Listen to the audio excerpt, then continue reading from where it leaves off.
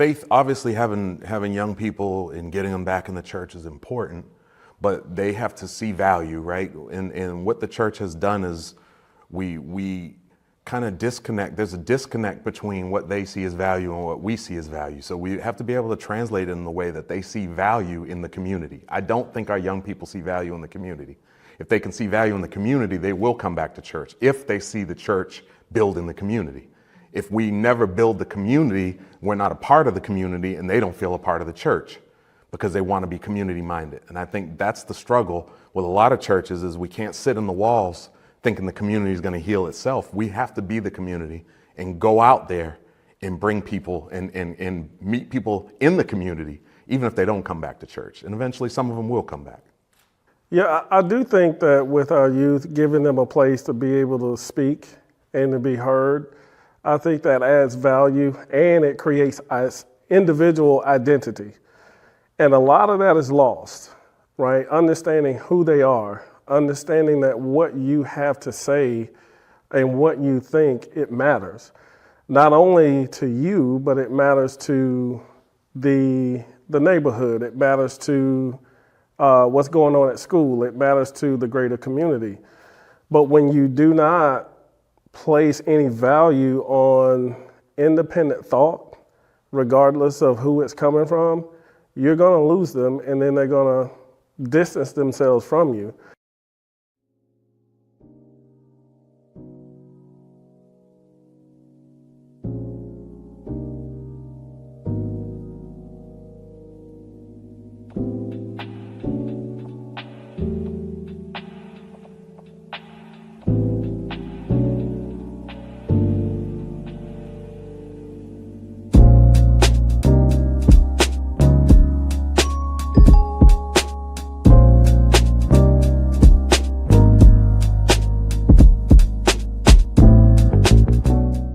We heard vision, and I think we have to define as a community what is our vision now. We have to determine what that looks like for our community, for where we would like to go and where we would like to see things happen for our community. Because right now, I think because a lot of our leaders have been assassinated or are no longer with us, I think that a lot of that leadership, the helm hasn't been taken by anyone per se. And so I agree we definitely need a strategy. Everyone doesn't need to know what those strategies are. And I also think that although we would like to live peaceful, because I think that is our nature as a people, everyone doesn't have those same thoughts. So we also have to have a strategy for that as well, because it is not everyone's desire for us to live in peace. There are some people who would like to see things go back to benefiting from the labor and the work of oppressed people. There are people that would like to see that. And so the strategy definitely has to encompass the fact that everyone does not want peace in the world. So our new strategy, our vision, we have to figure out what that is and devise a strategy in order for us to get the new unity that we need to be able to fight this fight that we're fighting right now.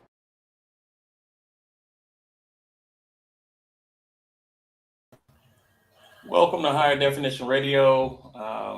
Shout out to Pastor Ed for allowing us to utilize his church to take part in a panel discussion on multiple things, and you'll see the videos as they pop out as we talk about community and generations and faith and leadership and our youth. I think the first one I posted was about our youth today.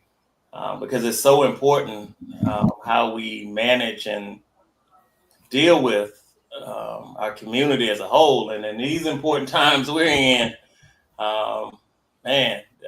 coming together as a community, whatever your community looks like. And I'm not talking about just race, but just kingdom-minded community has to be important. And I think we have to pull together I'm gonna start with Fred to see how things been going. He getting over a little illness. He had a nice cap on. He's doing something that I want to do. I can't pull the trigger on putting one of them veteran caps on, man. Because folks gonna hate on you if you pull them caps on. But shout out to Fred, and he got a haircut, and I ain't gonna hate on him. Fred, how are you, Minister Fred? How are you, sir? Man, I tell folks, I'm just trying to stay safe most days, man. I'm good to go on my end. Monty, Everett, Tia, crew. I'm always glad to have the opportunity to come on and get some things off my mind, and hopefully, be able to keep a place of worship. Shout out to you and the great work you do, not only in ministry, but in your personal profession, your business. Every time I see your videos come across TikTok, one, I know you didn't do them.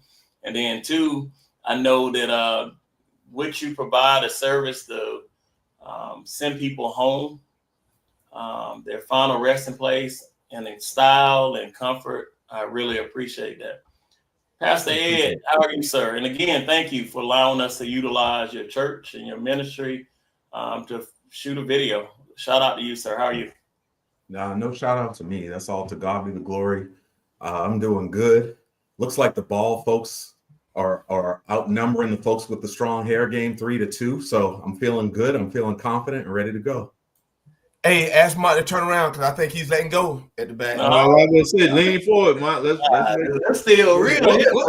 Hey, my mama be on soon, and don't have her tell y'all I got a good grade of hair. Let's not even go there now. She'll go down to my granddaddy. He had that good hair too. Shout out got the baby hairs on the side, Lamont. Shout out to my mama's side of the family, who all her brothers were going bald, had the George Jefferson going.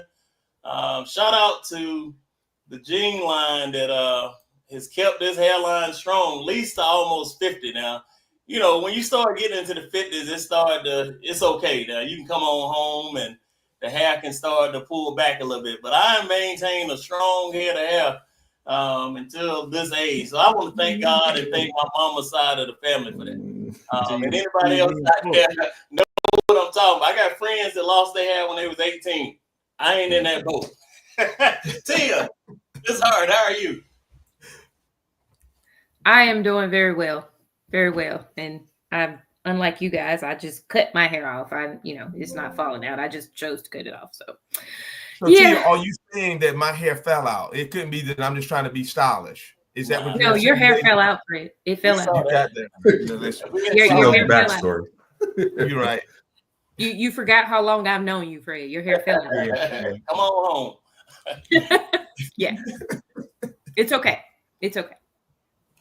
And shout out to the people that's watching us tonight, who are taking part in this discussion. We try to have serious conversations, and all of our conversations for the past month have dealt with politics, and I wanted to stay away from that. I think we all got a political overdose. Even when we tried to stay away from that, it kept diving back into that. And give a shout out to Everett Abel, who's made his appearance back this week. A lot of people have been praying and asking about him. A lot of people who are supporters of the show, friends of Everett Abel, who have thought about him enough. And he's a humble guy. He always gonna say he's doing good. But let's ask him anyway. Mr. Abel, how are you, sir? Come on, man. Ain't nobody come to see me, Lamont. What? That ain't happening. What? But, I'm the oldest of the show. But nah, man. Hey, I tell you what, man. I had a knee replacement surgery beginning of February. Kind of rough because it's the only time I've ever had a real surgery. So, not that I'm too squeamish, but that thing hurt pretty bad. But through the whole thing, man, I discovered one of the cheat codes in life, man. You see this bad boy right here? This thing will get you out of any jam, man. When you walking through a crowd of people with this, and all you gotta do is slump over a little bit, well, it's like Moses in the Red Sea, man. Everybody just, oh, I'm sorry, sir. Excuse me, sir. You trying to cross the street? You hold this bad boy up, car just stop. So yeah. I think I'm gonna hang on to this bad boy a little bit longer past what I needed, because it's very effective in what it does. And then too, y'all on the subject of hairlines. Since I knew I was gonna be in the house for a week, I let mine grow out just to see what it was gonna look like. And I don't think I've ever even seen a hairline like mine, because like for some reason I don't have hair right here. I don't even know what. Oh boy! I don't got hair on the sides. Yeah. And I thought maybe it was just gray and I couldn't see it, but nah, when it started getting a little bit thick, I still didn't see nothing on the sides and on the top. So yeah, needless to say, you'll never be seeing any evidence of that. I'm gonna keep it low and lean. Man, I don't even know where to go from the hairline conversation, but ain't nothing worse than seeing, and you see them at the church house all the time. I'm trying to tie us in now. Them comb overs, black men with these comb overs. Come on, man, we gotta, or that slick. You put that slickness in it, man. We gotta stop playing around, man. Like it ain't worth it. It ain't worth it to do it.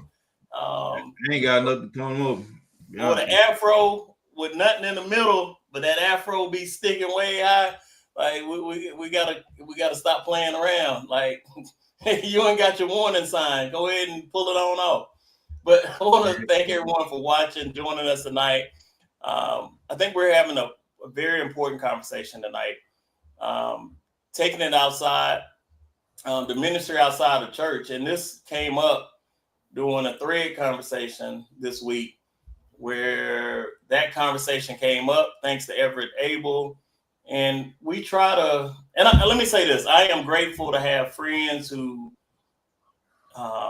message, check on you, and put important topics out to make you think and make you think about life other than basketball, football, you know, what Trump doing, what Biden doing, like real conversations. So I'm thankful for that.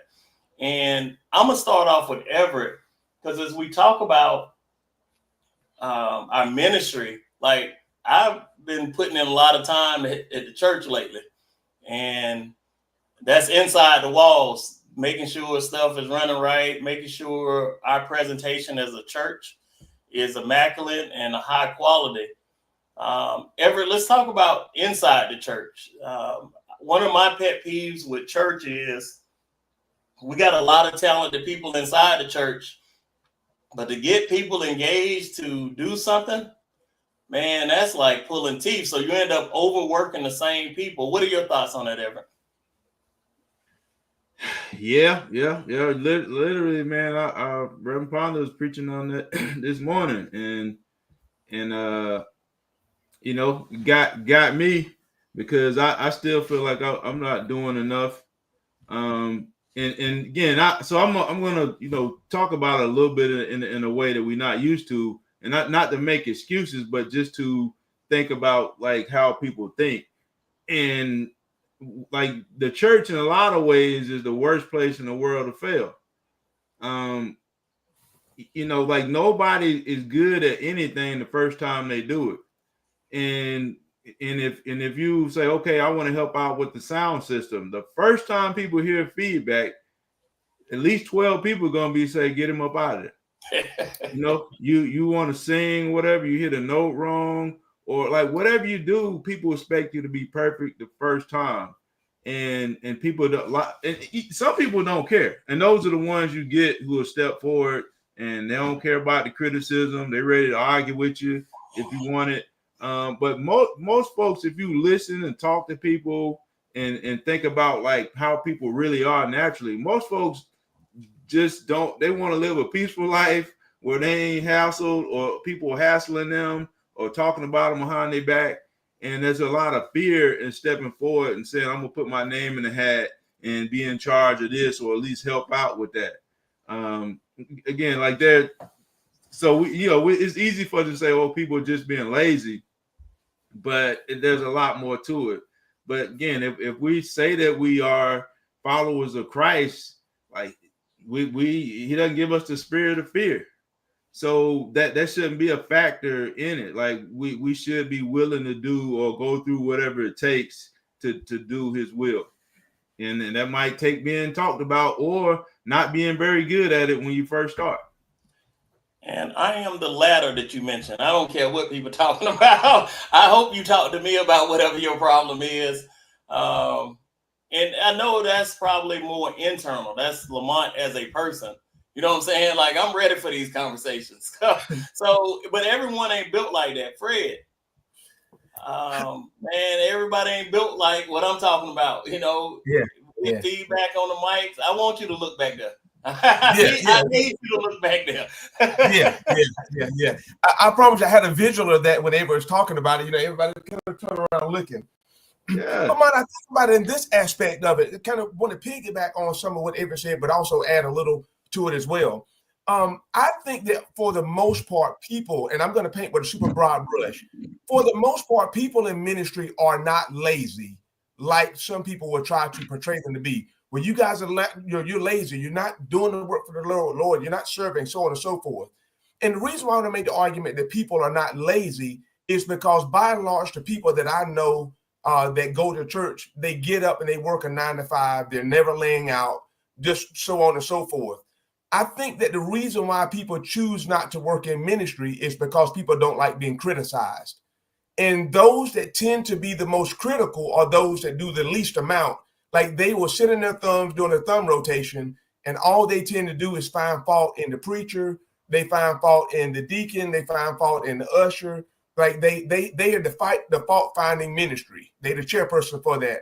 And it's discouraging, because for me, it would be discouraging, or it is discouraging if you are doing nothing and yet and still you find nothing but fault in what I'm doing. Even like, you know, when in our group thread earlier this week, like, man, my hat goes off to Pastor Ed and to any person that goes out there and put their hand to the plow and build a ministry from nothing. Like, if you build it to nothing and you have 5 members, you have 5 members that probably wouldn't have gone to church anywhere. So I take exception to someone that goes back and has anything negative to say about any pastor or anybody serving in ministry, especially when you're doing nothing, because it can be discouraging and disheartening when you're doing your very best and someone has nothing but negative to say. And Tia, I'll ask you this about the discouragement of people working inside the church. But shout out again. I know Pastor Ed, Pastor D don't want credit, but allowing outside ministry to use their church, to have outsiders into their church. And I know, you know, that puts a task on their own staff, their own people inside the church. Like, you know, people just swooping in and doing stuff, and then they leaving. You got to clean up. You got to do all this. I'm just not, at my own church, sold on why more people don't do more. Like, do a little bit. Like, and these backdoor conversations, this ain't right, that ain't right. Like, come on, man, we gotta straighten up. Tia, what are your thoughts? Well, I agree a lot with what Fred was saying, and just to add a little bit to that. So I don't think people are lazy. I don't think that. I was reading an article about this, and this article lists 10 things, 10 reasons why people might not be working in the church. And in this article, it talked a lot about, broke these reasons out. And one of those reasons was what Fred was kind of touching on. Some people are just worn out. Some people are worn out from the day-to-day, so they come to church seeking solace, right? They come to church seeking solace, seeking relief and relaxation, really. They're not coming for anything more than that. It's just, hey, I'm coming to get this relief from the glory, from the day-to-day stuff that's going on in my life, and I just want a prayer, and I want to leave things at the altar. And really in their minds, a lot of them are thinking, I just don't want to be asked anything because I've had a rough week, and I just want to put these things down right here. And that's it. And that's about as much as they can do. And truly, that's asking a lot of them without asking, right? And then you've got a lot of people on the other hand, in the other group, that want you to ask them. They're not going to volunteer anything, right? They're not going to volunteer their time. They want to be asked. They want you to come to them personally, ask them to be a part of boards, be a part of programs, to lead things up, to be over things, to be a part of things. They want to feel a sense of being needed, a sense that you really want them to be a part of the church. They want to feel that real togetherness. And then in those same two groups of people, this article was also talking about people sometimes get on boards or they're asked to do things and they'll turn things down because when you're serving, it puts a certain light on you in the church, right? It's like you guys were saying, when you're doing something, it's like all eyes are on you. As soon as something goes wrong, they're looking to you for whatever that is and whatever that project is, you know, whatever went wrong with it, right? They're all looking at the negative as opposed to the positive in what you're doing. So when you're serving, it don't just shine the light on you, but if you out here living a sinful life, which is what the show is about, is take it outside. Whatever you done took it outside the doors doing, it also sheds light on that as well. So if you out here living the sinful life outside the doors, when you're working inside, you are now bringing that light in. You're bringing that in there. So if somebody knows what you're doing outside, here it is. It's now in front and center at the church. Well, they got her serving. They got her working on this first thing, running this project. You know, she's with Deacon and she's doing this and she's doing that. So a lot of people will say, nope, I know I'm not right. I'm not about to jump on anything. I'm going to take a step back from this. I'm going to let that alone. And I'm going to just do me. I'm going to come in, get what I need, and I'm going to leave because it sheds a light on them that they just don't want that right now. They don't need it. They don't want it. And so they don't want to take that stuff on. What Fred said really, really jumps out there. We think people are lazy because they don't volunteer, but sometimes it's just not in them. It's really not in them to do it. Sometimes we want people to work in the church and we want to push them to do things they're not really ready for. But then you got those that want to be asked that are ready, and we never ask. We never ask, we never prompt them, and they're your real doers. Those are your real people that want to do things, that want to put themselves out there, but we never engage them, we never talk to them, and they're just not the type of people to just put themselves out there and say, well, I'll do it. Pastor Ed, I saved you for last on purpose as a person that leads a church. And I firsthand have witnessed you and your wife and your kids really, really carrying the bulk load. Not that they're the only ones, but carrying a large load of making sure the church is functional for the outside appearance and the inside appearance. Why don't you, I don't want to put you on the spot now, why you don't think more people don't volunteer within the church walls? I mean, if I could figure that out, I'd be in a better spot. But I do say most people are not lazy, but most people are selfish. People are all about self. So you have to show people the value in serving. You have to show them the value in giving up their time for something else. If they think that their time is more valuable than what they're giving it up for, they're not going to give up their time. So we do a poor job of showing people what they gain and an excellent job of showing them what they lose. Churches are really good at telling you what to give up, but they're not good at saying, if you give this up, we're going to replace it with this, and this is going to make you feel even better than what you gave up, right? It's kind of like, who wants to eat no carbs unless you see weight loss, right? It's the same with the church. Who wants to give up? Sin feels good. Who wants to give that up just to feel worse, right? So we've got to do a better job of what's in it for, churches don't like to think this way. You got to always ask yourself, what's in it for each person that's coming in the building? What's in it for them? And don't, they should just serve the Lord because, well, you didn't either. Like, we all have to learn how to be unselfish, right? Even a baby is selfish. Baby cries for what a baby wants. Baby doesn't ask, what time is it? Baby doesn't care who they're inconveniencing, and neither do we until we're taught. So I think we do a poor job in the church, and we make people feel obligated.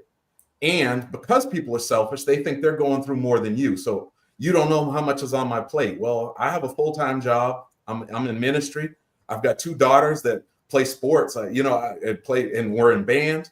So I had no time of my own, and I'm a husband, right? So but that doesn't matter to anybody else. What they see is their own situation. So we've got to be able to listen and show them the value in what we're trying to do in the walls. And I know we're going to talk about it, but that's why we have to go outside the walls and show them value. And once they see the value, they're going to follow you. But they're not following you; they're following the Christ that you follow. Shout out to everyone in all the comments. I just want to hit two, and then I'll come back to you, Everett. And I think this is true. It's some people are have a willing spirit, but they might not know where to start. And that's an excellent comment, because I think sometimes people want to be asked, and I think that's what Tia touched on.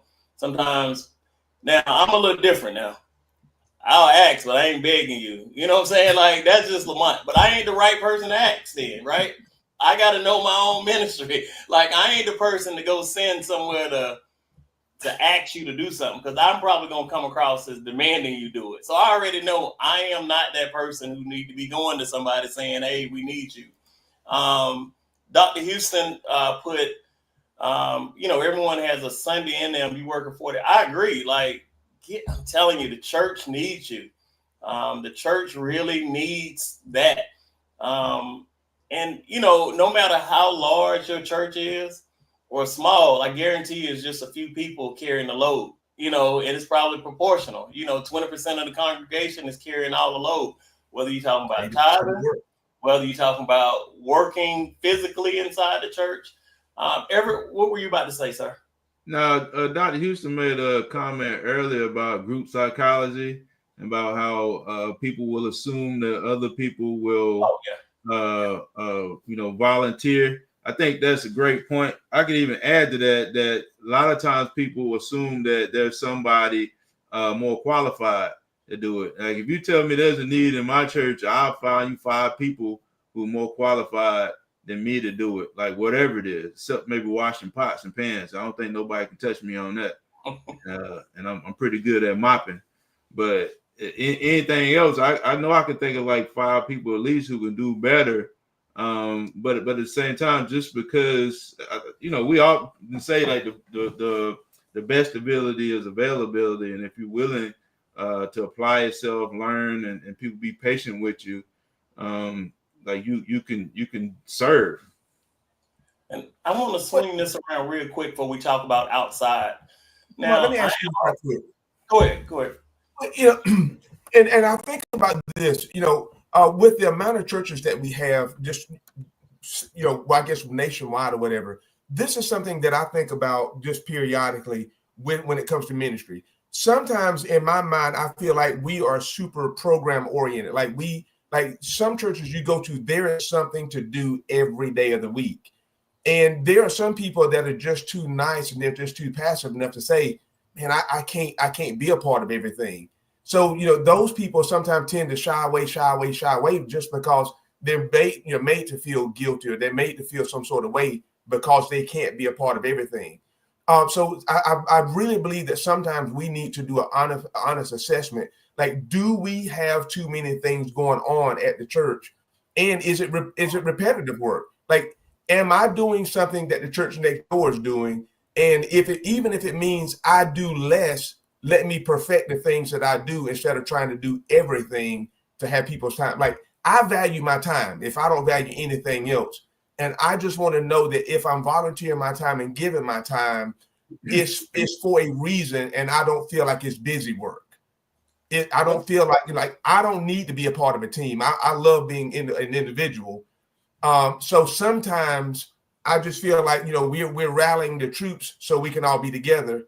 And I'm saying from a selfish standpoint, I personally don't need that. I enjoy alone time, but I also understand the importance of being in the community of believers and working together. But there sometimes people just feel like we all have to be together all the time, doing something every day. And I'm just not that guy. I don't know if I could have been a part of the book, the chapter, or the church in the book of Acts, or we would be all together at one time. I would have been a good guy. Let me read this comment, Apostle Thomas. People make time for everything except things with God. And God said, thou shalt not have no other gods before me. And I think that's important. And that's a lot of personal feeling, right? I might have to deal with that myself, because I feel like people make time. Like, we just need a little bit of help. Like, And I'll say this about my own church. Man, we have certain people get sick or pass away, we're in trouble. I don't care how large Union Baptist Church is, because there are some people that have some key roles in there and no one else is doing them. Ain't nobody trying to do them. So if something happened to them people, we are in serious, serious trouble. And I do want to talk about structure. I think a lot of churches lack structure. And it sounds like that's what Dr. Houston is saying. Dr. Martin, to a degree, the structure, Pastor Ed, to get things done. I do want to ask this question before we talk about outside. Now, I'm a firm believer. I don't need you at the church washing windows, cutting grass, vacuuming, doing clerical work. If your own house, the grass need to be cut, you know, the windows ain't washed. Like, there's also that spirit, I think, that falls within the church, that we get people doing too much at the church and their own stuff ain't straight at their own house. Tia, your thoughts? My. Y'all want to be real, or we want to be? I don't need you, Bama. Well, you know, I'm probably the wrong person to be asking if you want to be real on the show. So, yes, I am a true believer of if you're not doing what you're supposed to be doing at home, then of course you're mentally and physically incapable of doing it outside of your home, right? If you can't clean your own house, you can't show up to the church every Saturday or Sunday trying to clean up, right? What are you doing? One thing be asking is, well, if I've been to your house and I know you ain't keeping house, like, do you know what you're doing? You can't. But that goes to, I think it was Monique that was saying something about being organized and adequate training and creating chaos and things like that. So sometimes that's what I was saying earlier. Sometimes we ask the wrong people, or sometimes we entertain the wrong people to do things. And we know that they are not set up for what we put them out there for. You know, we ask you to, you know, I'm using you as an example. We're asking you to come back here and run all the surround sound and all this stuff. But we know that, you know, your attention span ain't this long. And if it's something come up, you know, we've all said it. We've all talked about it. And, you know, we supposed to have the screen on the pastor and you over here on the choir trying to catch a conversation going. Like, we all know this, but we still ask you. We still want you to do it, right? We still want you to do it. So people have the same mindset.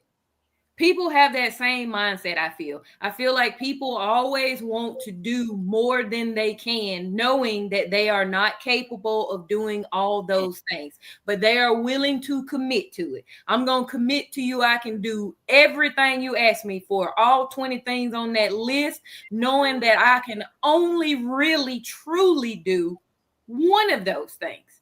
But I want you to think that I'm the end all to be all, and that all I'm really doing is saying that I'm committing all this time so that you look to me as the great person. You look to me as the hero.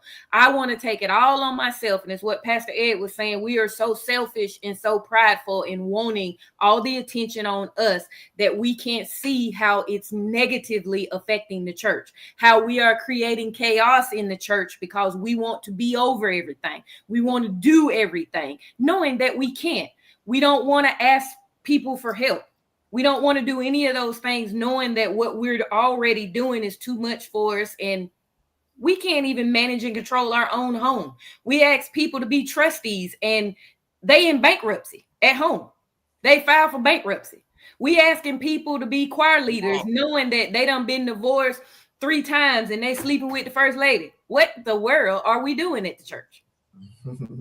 You know what I'm saying? We're asking people to do tasks and do things that we know they are not capable of doing. And then when there's chaos, drama, and all this unorganized stuff going on at the church, we wondering why. We're wondering, why is this happening? We're wondering, well, who put them in charge anyway? You did. You asked them to do it because of what it looked like, not what you really, truly know. Now, this is a great, and there's a lot of comments that come up since we've been talking about this. I agree with Monique Kirk. Like, I don't need you out here praying for 20 minutes at the church and you can't say a prayer for your family, you know, at home. Like, we don't need all that. I disagree with Dr. Houston. Dr. Houston's solution is always let God tell him that. Well, I'm a vessel, and I'm going to go ahead and tell you you need to sit down somewhere. You're doing too much. Sometimes we need people in our lives who ain't got no problem holding the mirror up to you. Fred, your thoughts, man. Sometimes we might be doing a little bit too much and ain't doing the same thing in our home life. But mine, I was listening to Tia's comment, and like, I wish she would just drop in the chat what the name of church is she's going to, where the quadrant has been made, divorced 3 times, and like, I want to be a member of that church. I like that type of chaos. I thrive there. Now that's my spot. But I do believe that wholeheartedly, and that's one of the issues that my pastor he has addressed on countless occasions. Like with people, there are people that will be, and I'm saying obedient. He's really big on, if you won't listen to what your spouse say, but you will come and listen to what I say, he said, I got an issue with that. I have a problem with that.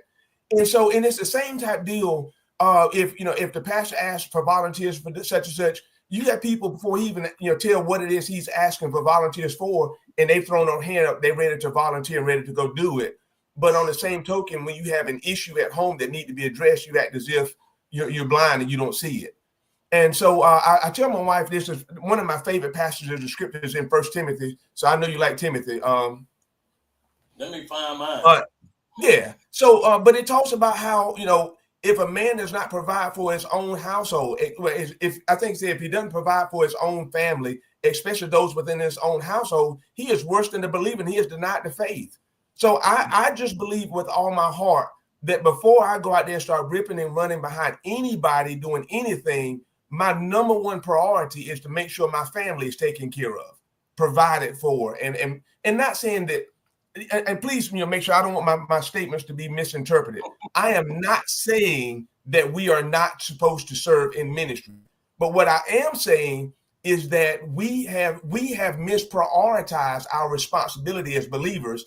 And because we have misprioritized our responsibility as believers, especially, Pastor Ed, how many pastors do you know that have put their congregation in front of their families, and now their children resent the church, or their wives have left them because they've put sister such and such and her needs in front of your wife?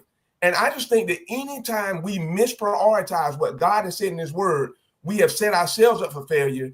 And then in turn, not only do I fail as a husband and I fail as a father, but I also fail in ministry.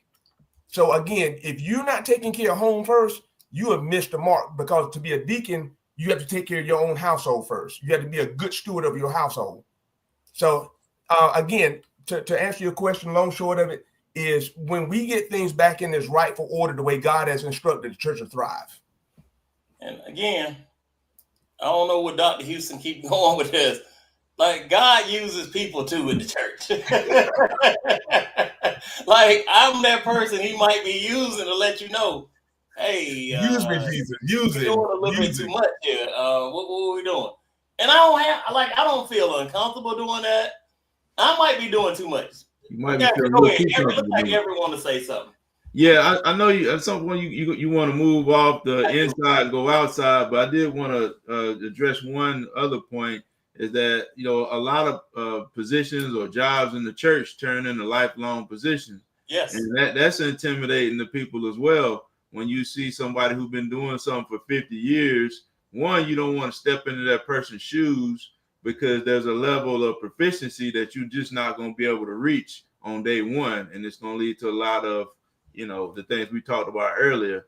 And then two, like most people don't want to commit themselves to a 40-year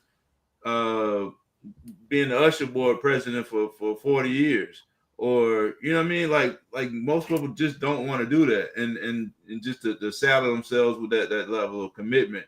And so again, maybe we can move positions around or move people in and out of positions, but like that idea of being stuck somewhere, and I hate to use that word because we all in service, we serving the Lord, but at the same time, folks just don't want to be in a spot for forever.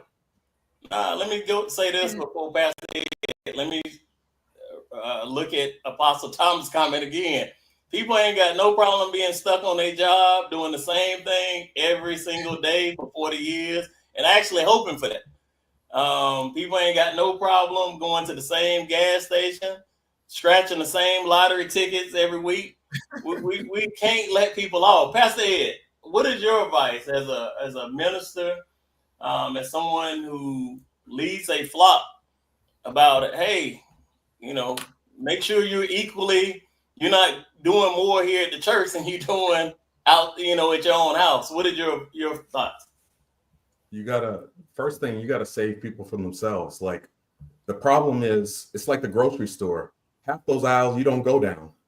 Those items are for one person. So you'll get someone say, we need such and such ministry. No, not at our church.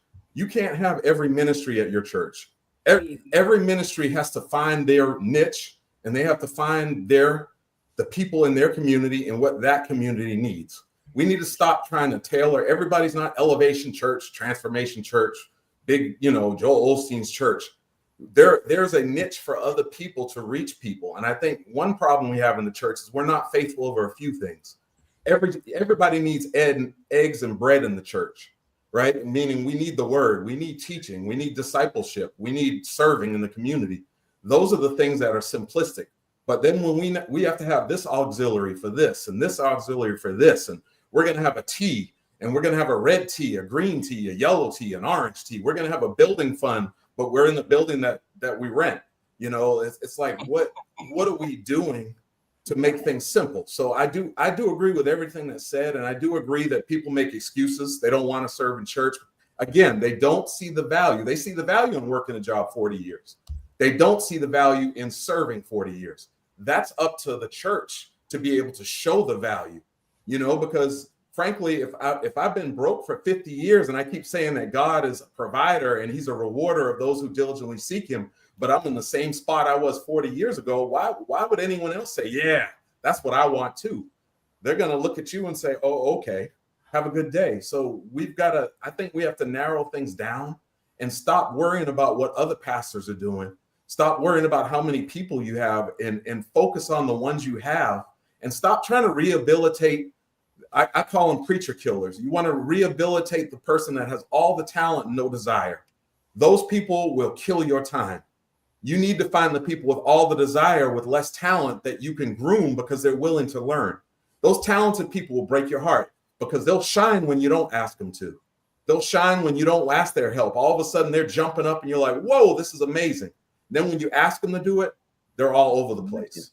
So we just got to simplify things in the church and stop having so many ministries, because Minister J.L. Smith has 18 ministries. If you only have 2 ministries, you got a men's ministry, you got a prayer ministry, you know what? That's all good because they're needed. But be the best at those ministries. Be Chick-fil-A, right? All they have is chicken sandwiches. And be the best chicken sandwich you can be, and there's a long line. Instead of trying to be everything, Cheesecake Factory with 750,000 things on a menu, just give me the chicken sandwich. That's the fact.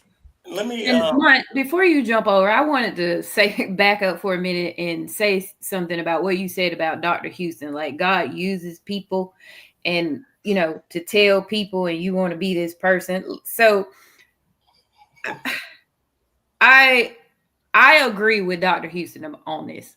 And the reason I agree with Dr. Houston on this is because I have heard so many times, well, God told me to tell you. Well, God laid it on my heart to tell you so-and-so and to bring you to the table, or have you come to this meeting so that you could do this or you could do that. And so I struggle with that. I really do. I struggle as a person, as a woman, as a mom. God told you something that he didn't tell me, and I'm praying to him, talking to him every day. We talking like we bros. He telling you something he ain't told me. Well, God laid it on my heart that Sister T, you need to lead this. You need to do this. And God ain't told me I need to lead that. There's a disconnect here.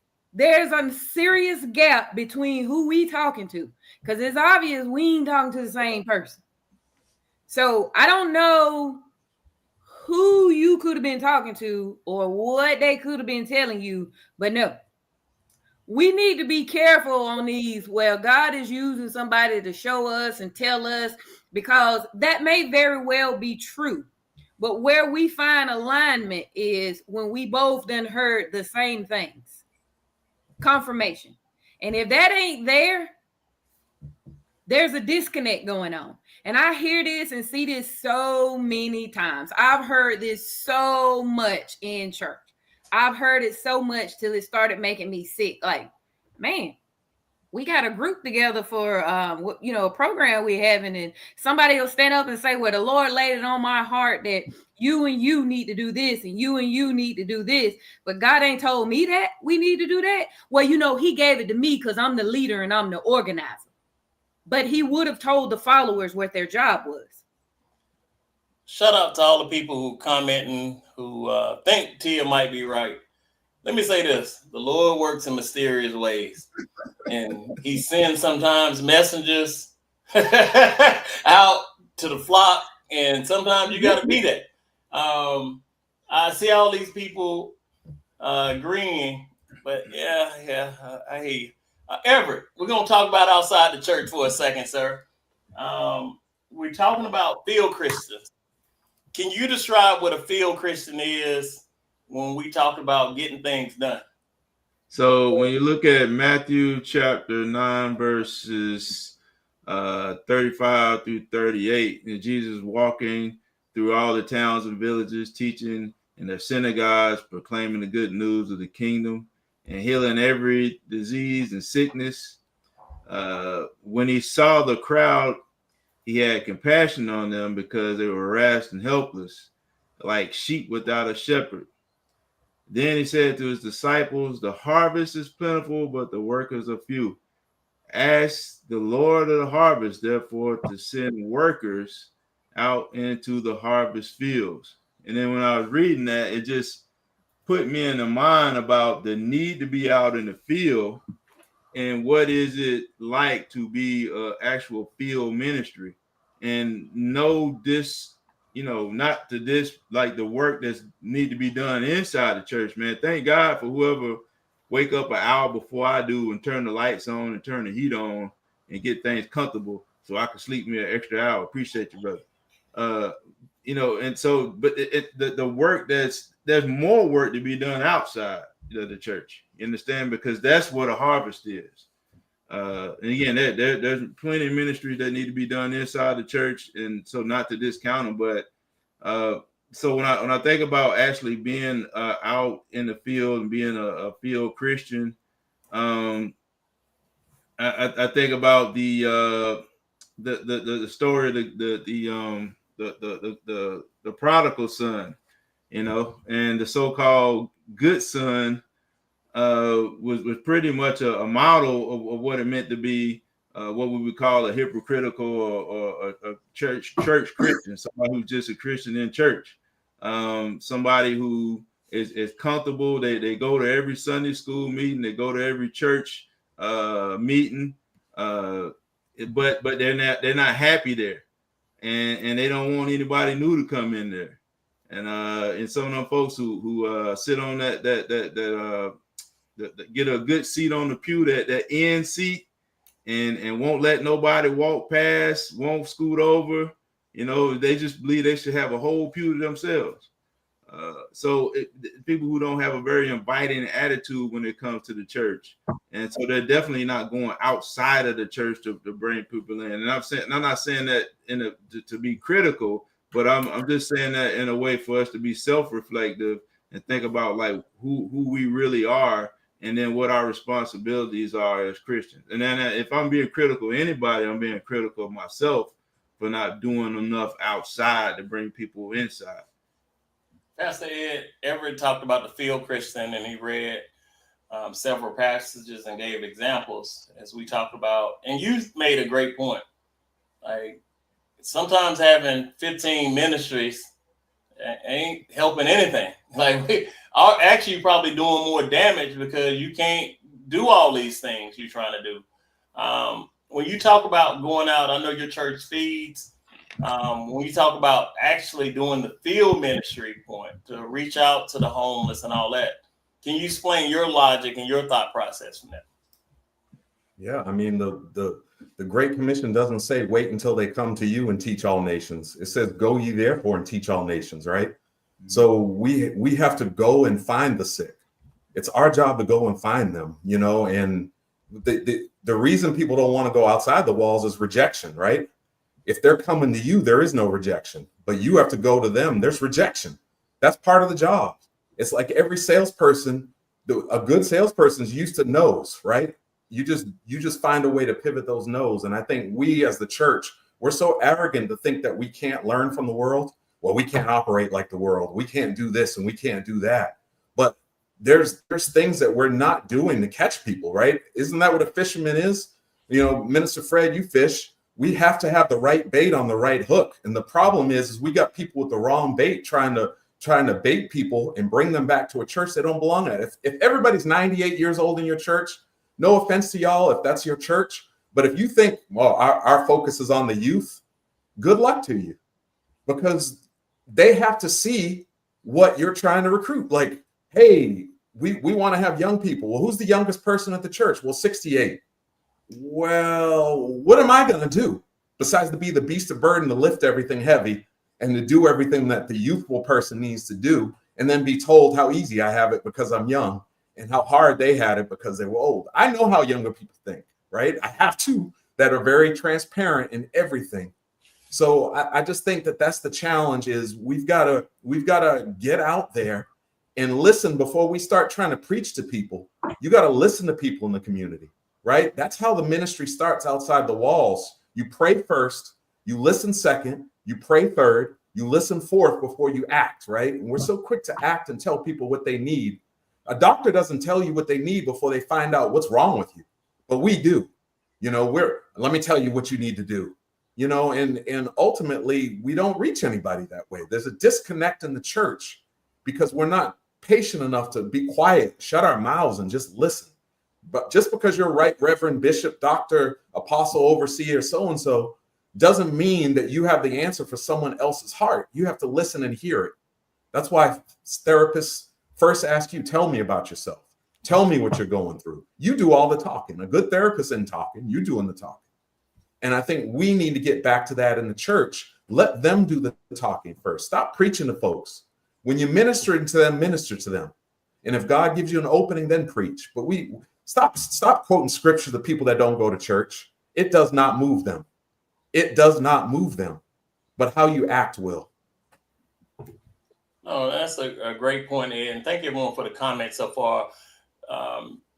Minister Fred, and I say this to you because I believe your motorcycle hearse, you know, I told everyone I'm morbid. Like, I think that's a true outside the wall ministry, to put people out and take them out of this life and the style and the comfort they want. Your business as a mortician, to make people look nice, right? Like, to put the care into them that you would put into your own family members.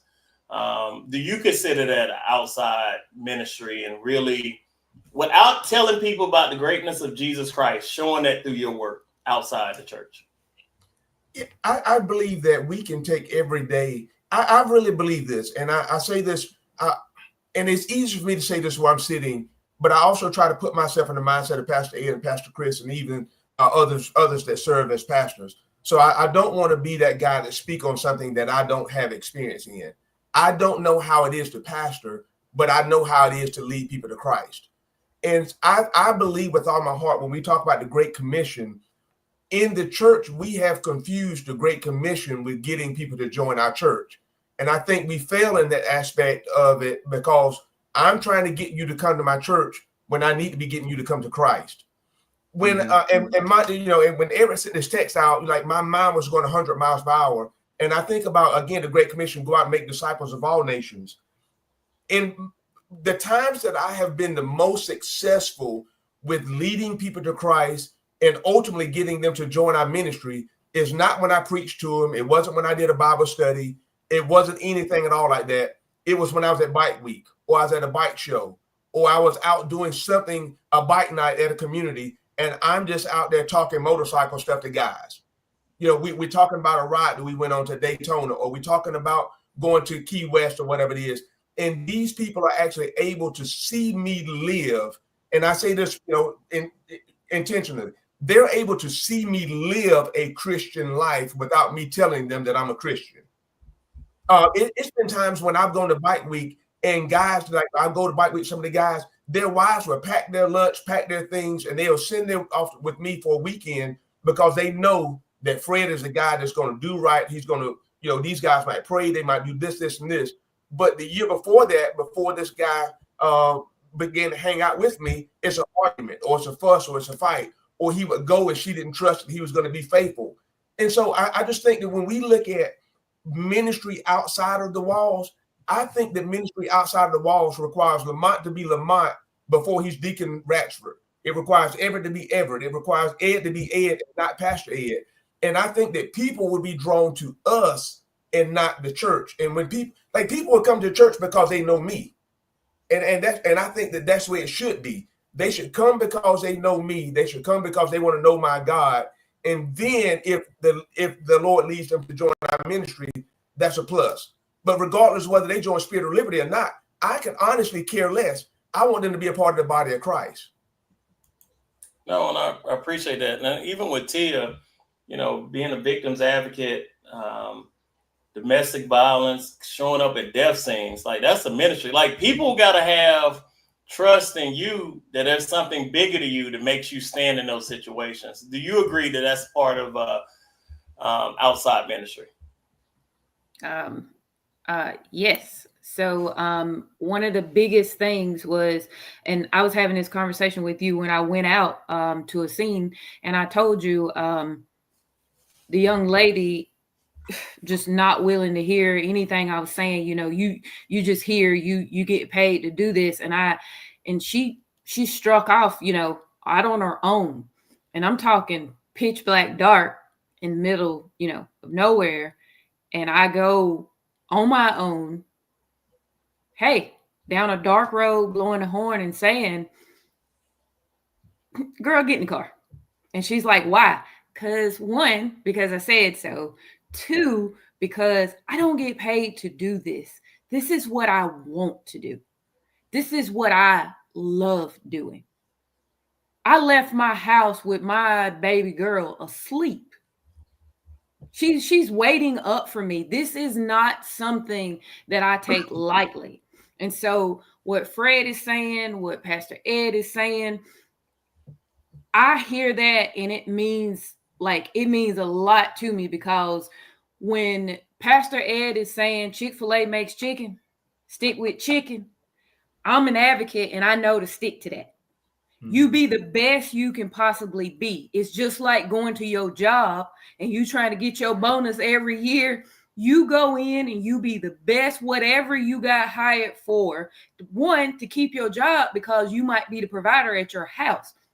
But where we lose focus and get disconnected is in all the stuff around that. And so what Fred is saying, you know, we get so caught up in bringing people in to be members and wanting to be saying we have the biggest membership, the biggest ministry. But how many of your ministry is saved?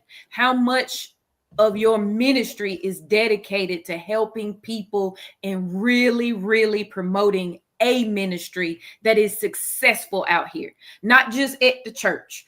And it means something to me to pull over and say, listen, this ain't where I would like to be in the middle of the night at 12, 1 o'clock, but this is where I am. So this is what I have to do. Whether I want to or not, I am on somebody's call list to call to say that this is the person to go to, and this is the person that's going to show up. Not only do I let somebody down, but what if that's the call for me to connect with somebody that God is trying to say, you are the person that's needed? Not my supervisor or not this person, but you, because of what you have been through or because of what you have been told or what I taught you. And so when you were talking earlier, Mont, that's what I'm talking about when sometimes we say you ain't the person when Dr. Houston is saying, I think this is more along the lines of what she's getting at, is you might not be that person. Yes, God uses people, but I believe that divine intervention is in those situations. It's when God is pulling you in something that you're doing, that he has trained you, he has given you what you need to do that and be the very best. He knows that he can use you in these particular situations to bring people to him, closer to him, with him. And that's what I truly believe. If I can't bring somebody closer to him or give them a situation that I have been through that lets them know what Pastor Ed is saying, that there is something else in me, something bigger in me, something bigger in my ministry than me, myself, they got to see that. They have to believe that. That's like Pastor Ed was saying in that video earlier. Our young people are so lost and so confused about what church is because we don't have the proper representations out here. We're not putting out the proper representations as a church, as parents, as grown-ups, as adults, for them to see this stuff and understand these things. If we want our kids to come to church, be in these ministries, do these things, we have to show them how to do it. We have to be the examples that we're out here telling other people they need to be. It's no different when you're going to school every day and we telling parents that they need to show up for more than just football, basketball, and baseball games. If you saying we can only push our kids to do better and we need to do that by showing up at PTO meetings, school board meetings, and academic challenges and all these other events that kids have, then guess what? We have to be the example showing up at those things. Other parents ain't following your lead if you ain't showing up, if you're not doing it, if you're not standing up for what is right. Let me say this to Everett, and thank you for this topic, Everett. Thanks for all the comments and people who are watching. As we talk about outside ministry or the field Christians, as you refer to it in Scripture, I think one of the biggest downfalls of most churches is structure. There's no structure, no organization, so people just out here doing stuff. You know what I'm saying? Ain't got no beginning, no end. And then the second is, too many people, when they move outside the church, are doing it for likes in this time, doing it for these great recognition, doing it to be seen. And there's no follow through or no plan on how you get from that like to really saving a soul. What are your thoughts on that? Yeah, I mean that's an issue.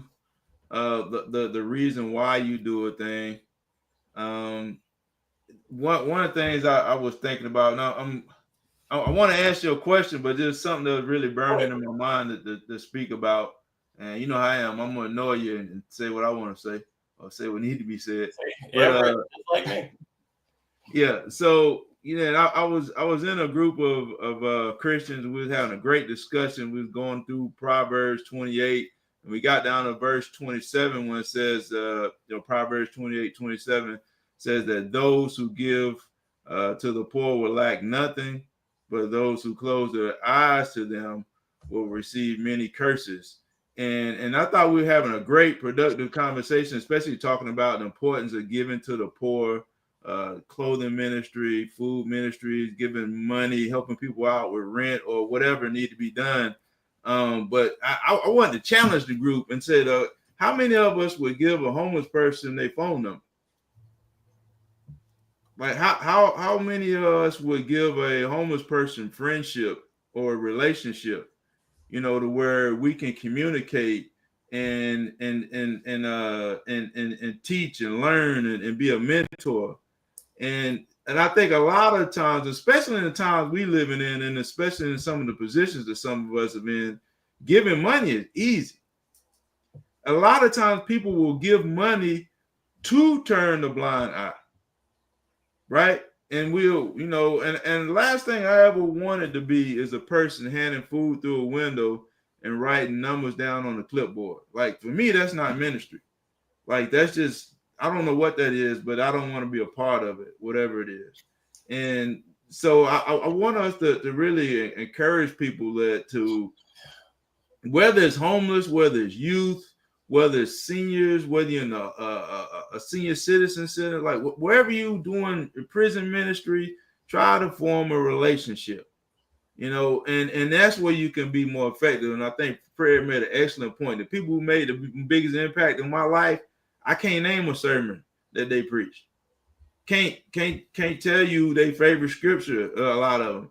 And there are people who made an impact on my life who may not even remember me, but like I've seen them live this life with joy and happiness in a way that felt like they were being fulfilled, in a way that made me see that I don't know what that is in his life, but I know I need that in my life. That's ministry.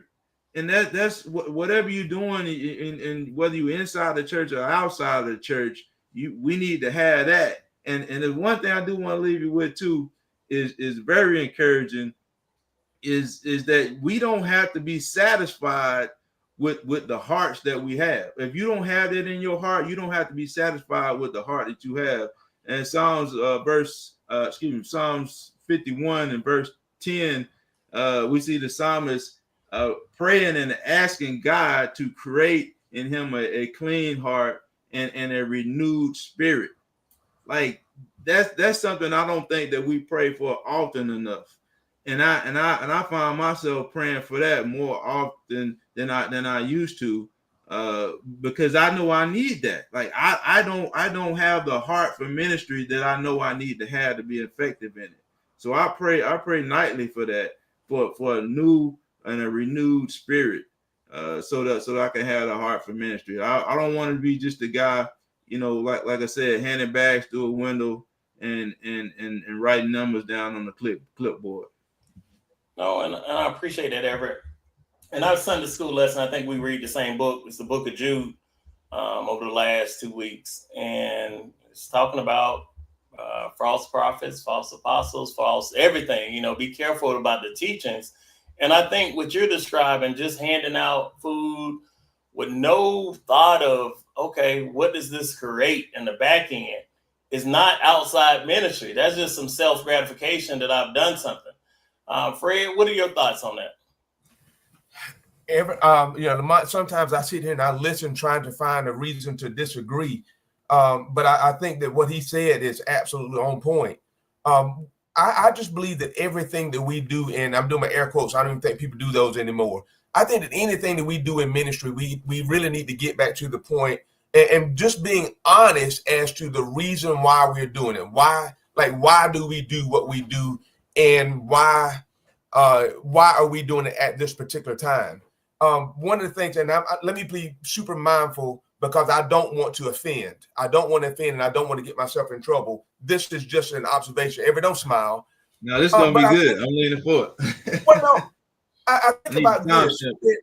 When we talk about, giving and things of that nature, like you say something that's thought-provoking for me. I know our ministry, we always do. We always go out and give. We always go out and feed several times during the course of the year, And we're to that point now where we would do that. Our women were out at the women's shelter this past Saturday morning at 6 a.m. feeding breakfast. But it didn't always start out that way. It started out where we would go out one time a year, and that was in November, and that was our weekend of giving and giving thanks. And I'm so grateful that we have moved beyond just doing it in November, where so many churches, they only do it that one time a year, and they are able to check off the box that we fed the homeless this year. And so, again, I never really thought about it until Everett said it. And now I can definitely brag on us, because this is something that we now do quarterly in our ministry. And it's not something that's in our meetings like, hey guys, it's that time again now. It's time for us to go, for us to fulfill our duty and obligation. But we've been able to make those connections. We've been able to go out and pick up people and bring them back to the church. And there comes a level of danger associated with it, because you don't know who you're picking up. You don't know what their mental state is. You don't know, you just don't know. That's, I guess, a level of uncertainty.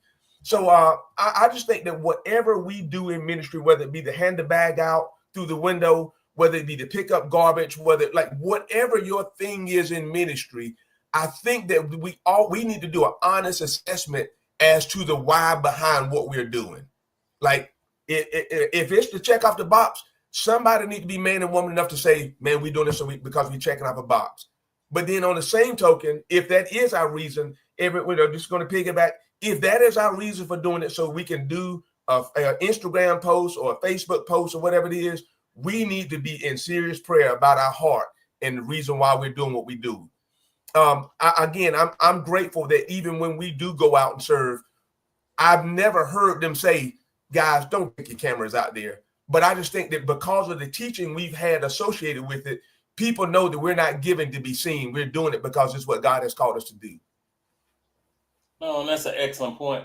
And I want to say this to Pastor Ed, that one of the biggest ways you can turn me off with ministry if it doesn't have structure to it. If it doesn't have a purpose, that we don't have a beginning, middle, and end, how we get in there, even if that changes. And I know your church does outreach. How do you look at outreach out in the community, structure-wise? And then I'll let you explain further. Yeah, I mean, structure is everything, right? You have to have direction. You know, without where there is no vision, the people perish, right? So we've got to understand that we've got to focus our direction. That's one of the main problems, right? Is we'll say, hey, we're going to serve, but what does that mean? You know, and I'll piggyback off Minister Fred. When I was at Spirit of Liberty with him, one thing I will tell you is we got trained. We were taught exactly how to serve, but not just how to serve. I hate this expression, but the devil was in the details. Our pastors, if something wasn't done to the letter, we do it again. And it wasn't to control, it was to have a standard, right? It was a standard of excellence. So once you have that standard, it matters. The Bible says, whatever we do, do it heartily unto the Lord. So you have to have that structure, because if I wouldn't eat it, why would I feed it to somebody else, right? If it's junk that I wouldn't eat, shame on me for shoving it in front of someone else saying, well, they should be thankful. No, why would I? You know, so I agree with you, Brother Lamont. And I think it's also up to a pastor to stay in their lane. And if they don't have, if planning is not their strength, if preaching and teaching is their strength, get planners to help you. And it's okay to get other people that are good at that to help you, right? Versus trying to do everything and lead everything. You know, stay in your lane and let other people that are better planners be that, because they love doing it. You know, and I've had to learn to roll with those who are detail oriented. My wife is very detail oriented. I allow her to do the little details. That is not necessarily my strength. So we work together. And I think if churches would get over themselves and go out there, but never lose sight of your purpose, right? What is our purpose? Our purpose is to love people, right?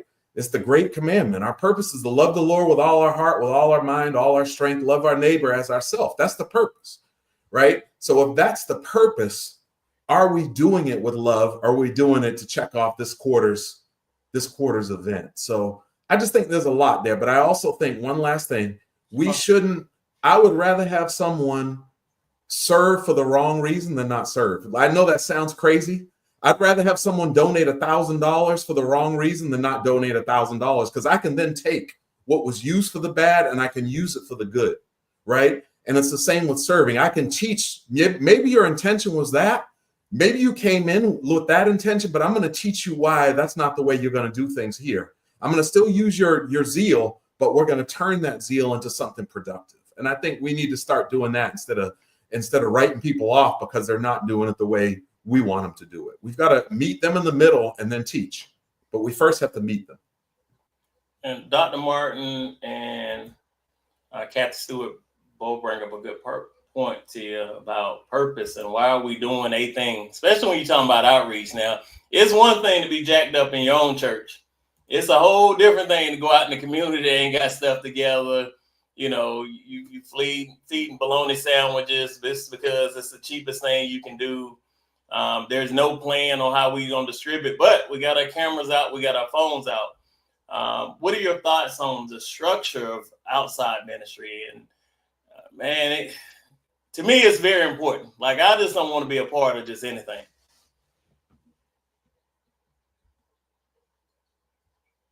And I'm hoping Tia gets off mute so we can.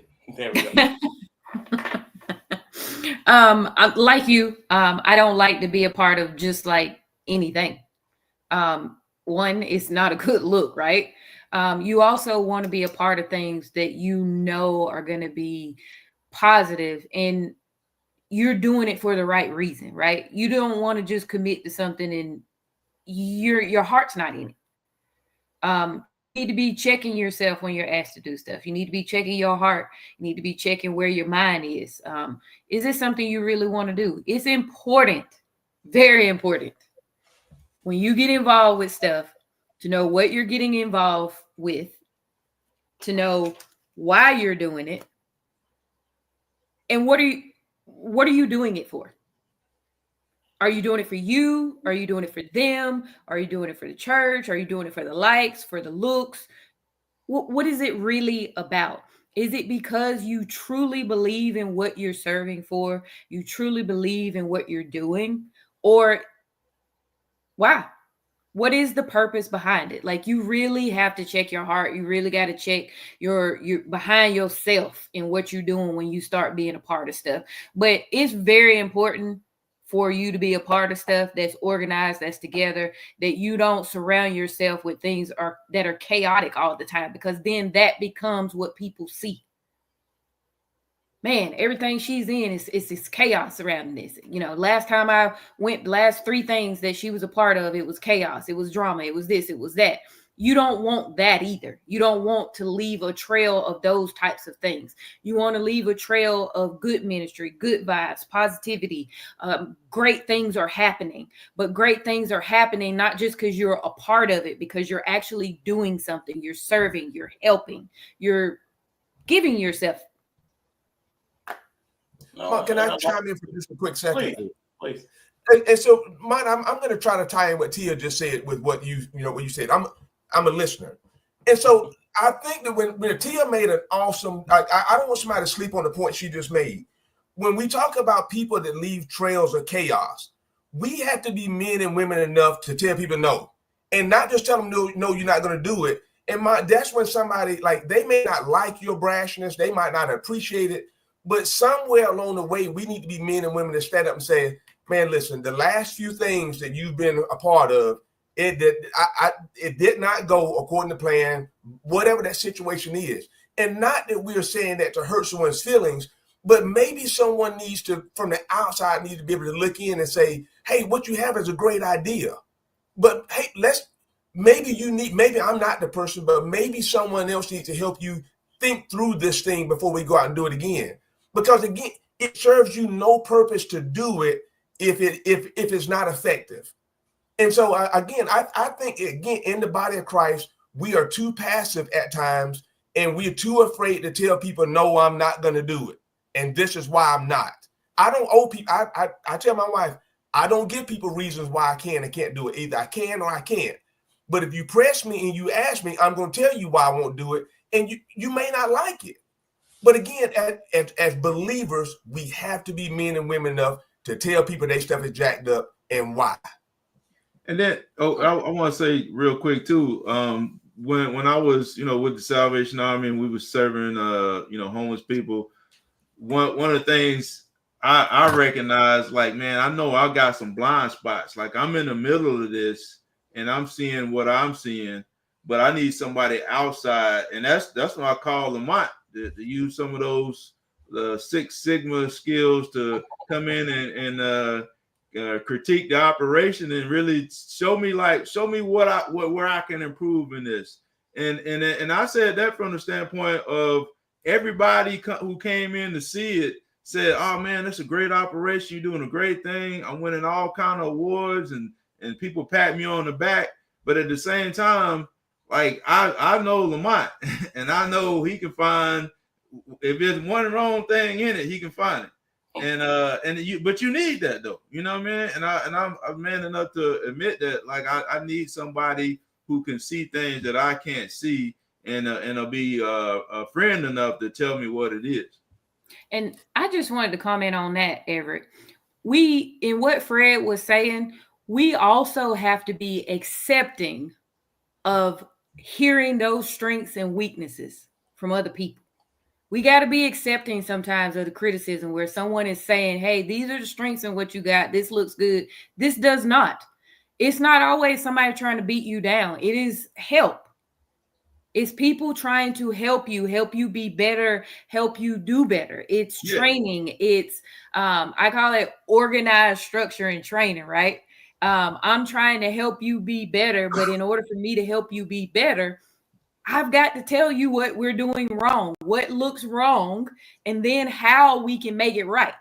Hey, but also, Tia, one thing you said, I will disagree with. Some people ain't trying to make you better. Some people are trying to hurt you, and they want you to fail, whatever it is. It might be a ministry that they're uncomfortable with, so they want to figure out a way to get rid of it. And it's hard sometimes to discern which is which. It's hard to just decipher between the two. Yeah, that's where that trust come in. And I would need somebody that I trust, that even if I don't like what they're saying, and even if I think they're wrong, like, I know it's coming from a good place. Right. Yeah, but I'll say this real quick.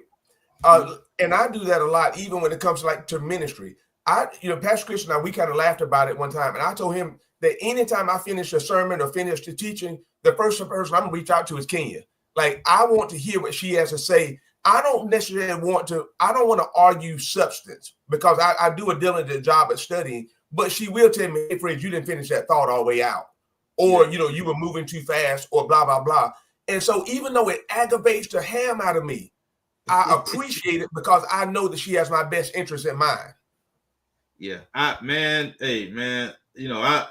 just got married like 6 years ago, and I don't want to get myself in no trouble. Yeah, that drove me crazy, because I ain't used to nobody telling me when I'm wrong. You know what I mean? Like, I used to telling people pat me on the back because I'm a good guy.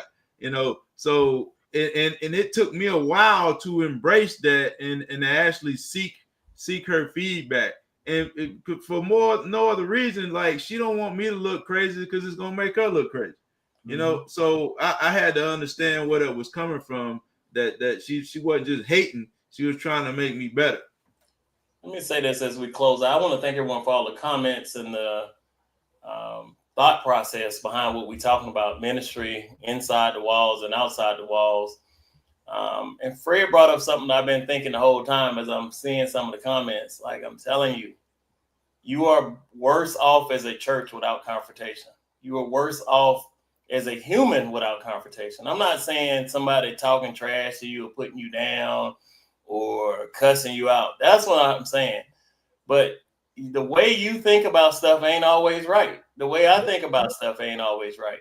And inside the church walls, for whatever reason, and I can only speak of African American church, it's one of the most passive aggressive places you ever want to go to, where it's just whisper campaigns all over the place. Yeah, Pastor, I believe in this. And then once the pastor out the way, it's a whole bunch of whispering and why he ain't this and that. Like, no, what are we doing? If you got that comment, go take it to him. If I have a comment about I don't like such and such a church, I go to the person and take that comment to him. Like, then we're dealing in equal truth, right? We're not dealing in this fantasy world that you think I think you're right, and I think I'm conveying a message you right. No, then we can deal with the real issue. So I do think at some point we should have a show on confrontation, a healthy way to have confrontation with people. Because I think we're worse off as Christians without having confrontation. And I'm not saying that in a negative way. Please don't take that. But man, these whisper campaigns inside of a church will destroy a church from the inside in. It will. Again, I want to thank everyone for watching, listening, taking part in the show. And we're going to start our, let me address this, messaging and everything.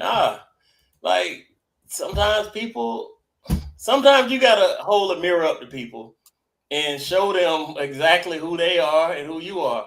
Like, I'm sorry, Dr. Houston, I know you highly educated, but I think these passive aggressive ways to let God tell them directly, you're going to be waiting 100 years and them people still going to be doing the same thing they've been doing if you don't have this conversation. Let me get off of this.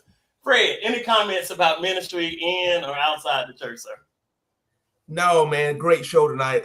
Sometimes I wish this were a secular show, because I kind of think of a couple of songs that are, a couple of secular songs that would kind of help convey the message of how we should not use prophylactics in our messaging. We should just be raw and tell people the truth and let the chips fall where they may.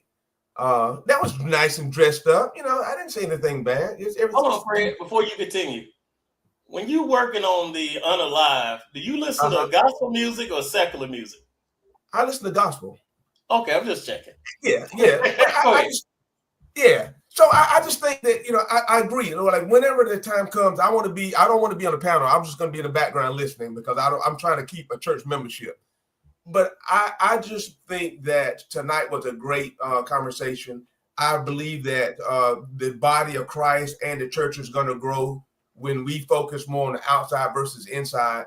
And all I can say is try being who you naturally are for a week and watch how people are drawn to you.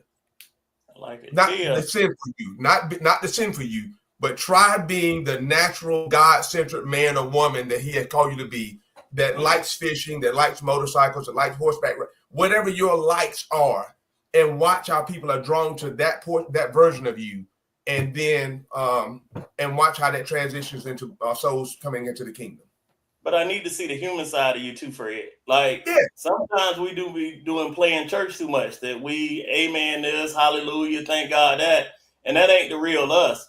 That, we struggle with porn, we struggle with addiction, we struggle with marriage issues. Like that's the real us. We shouldn't draw people in on a fake contents to our lives. That's not the real us. Sorry, I'm not trying to correct your final thoughts. I'm just telling you. You're good. Tia, final thoughts now. I think tonight's show has been great. We had good conversation, good comments from the audience. I think one of the most important things to take is in any ministry, whatever it is that you're doing, is to be true to yourself.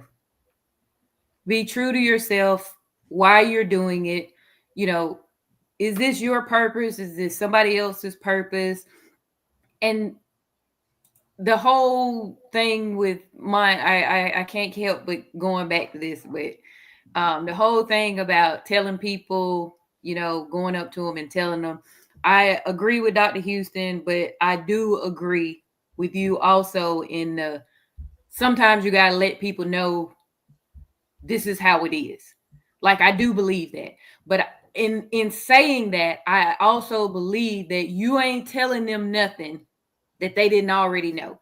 You're not telling them anything that God already didn't let them know wasn't right in the first place. Right? So just keep that in mind. But we need to be what's the word that we use all the time? Intentional with any ministry. We need to be intentional in what we're doing inside the doors, what we're doing outside the doors. We need to be intentional.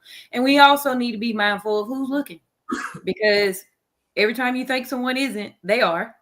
Every time you think someone isn't listening, they are. And we need to be mindful of those things. And that's why you need to understand and know why you're doing things.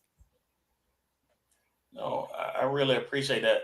Pastor Ed, ministry work inside and outside the church. Your final thoughts? Yeah, we have to balance everything we do. You got the church is not the four walls, people that never come to church. That's just as broken theology as the person that never leaves the church, right?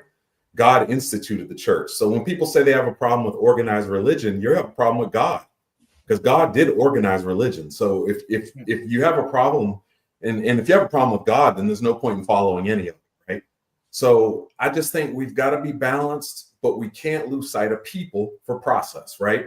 It's always people over process. If we focus on a process, we're always going to be stale. If we're always following a program, I think there needs to be order, but our focus, number one, is getting people to Christ, not getting people to the altar, not getting people to announce that they're saved or join your church. It's getting people to see the love of Christ, right? Because seeing the love is what's going to lead them to want the love. And then once they want the love, they're going to ask you, how do I get this? That's when you start the other part of it. So I just think I implore every person that goes to church, if you haven't been going, please start going. If you know who the Lord is, go. Stop being passive and letting other people do the work and waiting for the church to be built before you come. There's a lot of folks sitting on the sideline until it gets a certain size. But you could get it to that size. Get out there and work with those in the community, and let's build something special. Stop talking about Trump. For real. Like, I'm tired of hearing about it. What are you going to do in your family? What are you going to do in your community? And what are you going to do to make your community better? Because that's our job. If we do that and everybody focuses on their family and building their family up, it don't matter who's in office. None of that will matter, because we'll be built to survive and we'll be built to win. We've won before. Nothing sets us back for long. So it's time for us to do it again. Thank you, Pastor Ed. Mr. Abel, I saved you for last. Welcome back, sir. You came in hot. You had some scriptures pulled up. You mustn't, all that time you using that cane, you mustn't got some scriptures together. So I appreciate you being ready, sir. I've been stewing. Any final thoughts, sir? Oh yeah. So I knew a guy who grew up in an orphanage, and I knew him. He was in his 70s, and he was telling me the story about how one Christmas an organization came and they hand out toys to the orphanage, and he was able to get a remote control car, and it was just such a powerful thing to see that 70-year-old man cry over a remote control car that he got 60 years earlier. And when he was telling the story, like, I don't recall him telling me the part where he went up to the volunteer and hugged him and cried and said thank you. I don't remember the part where he even mentioned saying thank you. And I mentioned this story to say that a lot of times people do ministry or outside ministry waiting for that warm, fuzzy moment to where the person comes up and says, you know, thank you for what you're doing for me. I'm glad you're here. Or even a person giving their life to Christ on the spot. Not saying that that's not possible. What I'm saying is that a lot of times we measure the success or failure of a ministry based on that immediate moment, that immediate gratification. And I'm telling you, in my life, there are people who made an impact on my life who don't know where I am or what I'm doing. They might not even remember my name. You understand what I'm saying? So the goal has to be doing God's will. That's the goal. And then just allow him to provide the increase. And a lot of times we think that, you know, we everything. We the sun, we the earth, we the seed, you know, we the rain. And no, we just here just to plant the seed. And so I'm saying that in moments where you are discouraged, to be encouraged. And I'm telling you, if you like, you might get cussed out trying to help people. And honestly, if you're really out in the field, you gonna get cussed out. So again, don't be discouraged, be encouraged that you may make an impact on somebody's life and you may not ever see that person again. So just pray and trust in God that you're doing his will and be dedicated to doing his will, regardless of how it makes you feel in the moment. I want to thank everyone for watching, listening, participating tonight. Great comments, great feedback. To what I said last week, we were going to do a show without politics being involved. And I think talking about ministry, like what you can do, is the right way to do that. Like, talk about your role within your church or your community, not only serving inside or outside. There's some powerful people out here who do a lot of things outside the church, who don't belong to a church, who are just out here doing great works on their own. And I would say to you, the kingdom needs you. Your church needs you. Your community needs you to be with like-minded people. So I want to thank everyone again for watching, for participating in the show topic. It is not easy to come up with a show topic without talking about politics right now. And my heart goes out to anyone that's affected right now by some of this chaos, that's affected by any of the uncertainty. But know God still loves you, and you have a place in his kingdom. And as like-minded believers, I think everyone that's on this panel tonight who are talking about, hey, what's our part to do within the kingdom and lifting it up? And we have all different parts to play. No one's the same. Just do your part. And I heard that come out loud and clear. Thank you, Everett, for even sparking this conversation. It was well needed. And we can continue on with this, talking about work. And talking about God's work. There are some things we probably still need to touch on that are probably controversial about this topic, that some people would not like to hear, but that's okay. Like, we can't all be agreeing on the same thing all the time. That ain't living either.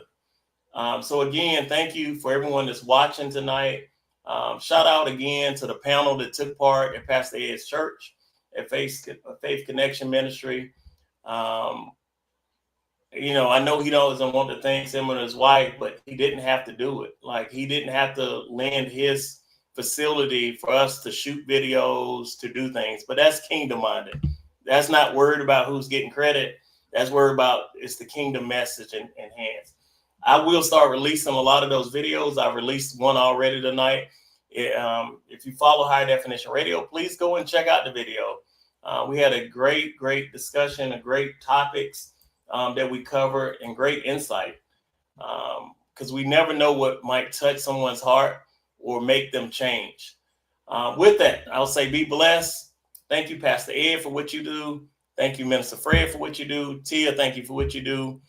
Everett, welcome back. Thank you for engaging me back in my silliness, and I can call you now multiple times a day. A lot of times you still telling me you in bed in the middle of the day, and that don't sound nothing like you, sir. So we got to get you over the hump too. With that, be blessed, everyone. Have a safe week. Look forward to having everyone back next Sunday. Thank you.